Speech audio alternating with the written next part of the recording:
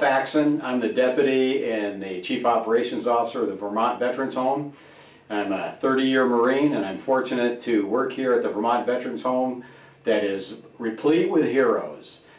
And one of our heroes is absolutely Mike Frabbier, one of my favorite people on every tour. Everybody wants to see him.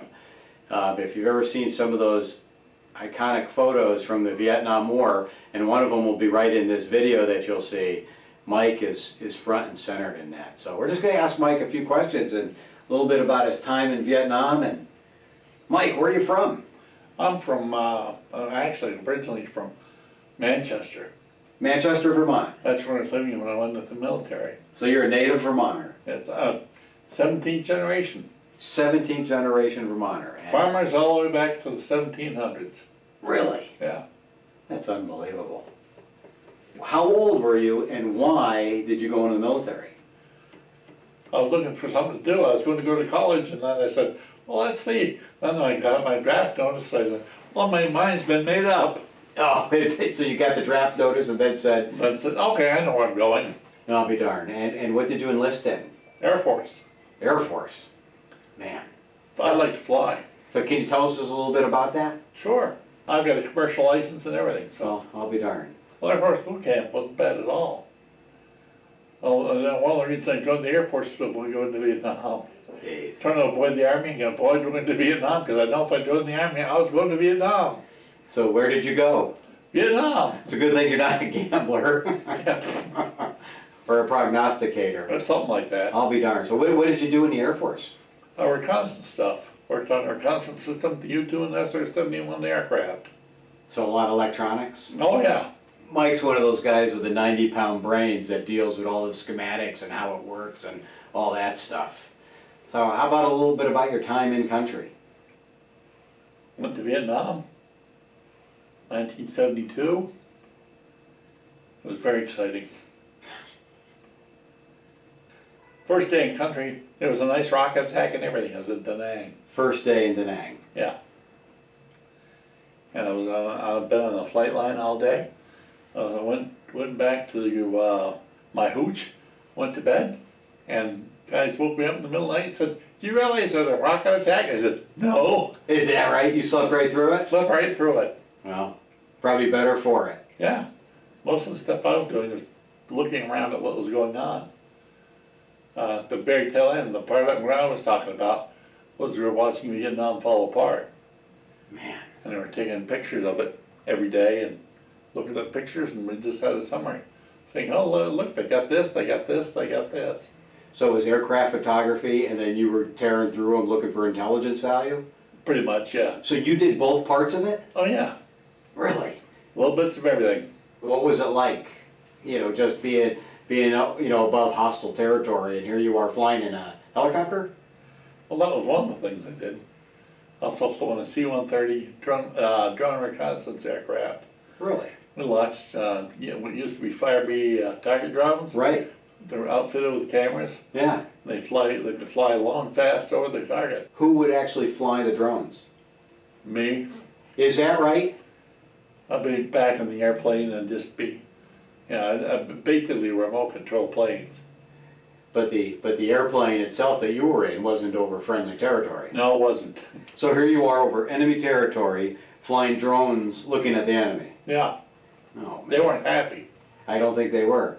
Did you ever have any incidents flying in the C-130s? Well, yeah. Ended up with my Purple Heart. But almost got blown out of the sky over Cambodia. I thought we weren't in Cambodia. Shh. Okay, secret. Just flying along over Cambodia. We're just looking for something. I don't know exactly what, because that was above my pay grade. So, but we were on a mission, just launched drones and taking pictures. 2 missiles came up and kissed my airplane. And you got a piece of the fragment, huh? Right there, my leg. Man.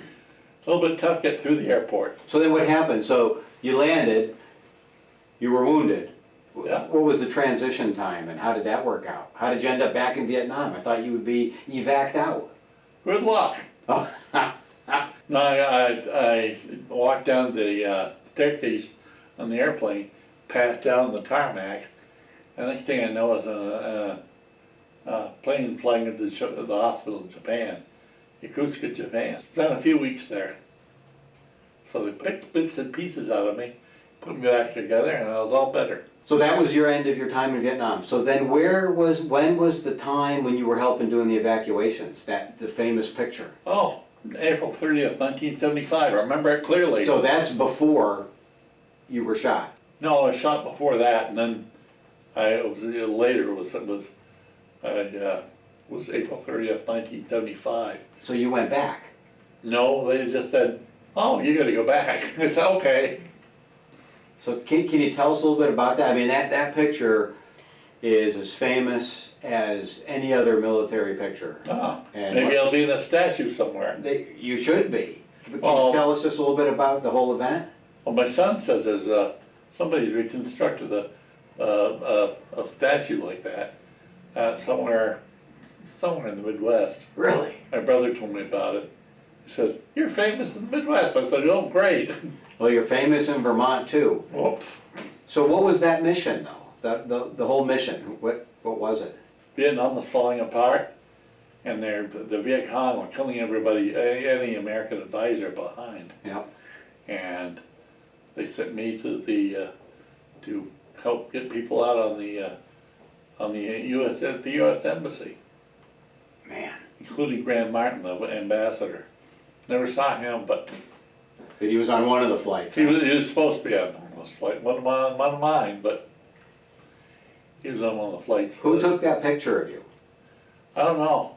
It's an AP photographer that's dead now. He died a few years ago. So did you have to make selections, or if the people were coming up the stairs, they were cleared to get on the bird? My whole thing was, get on the helicopter, get on the helicopter, Man.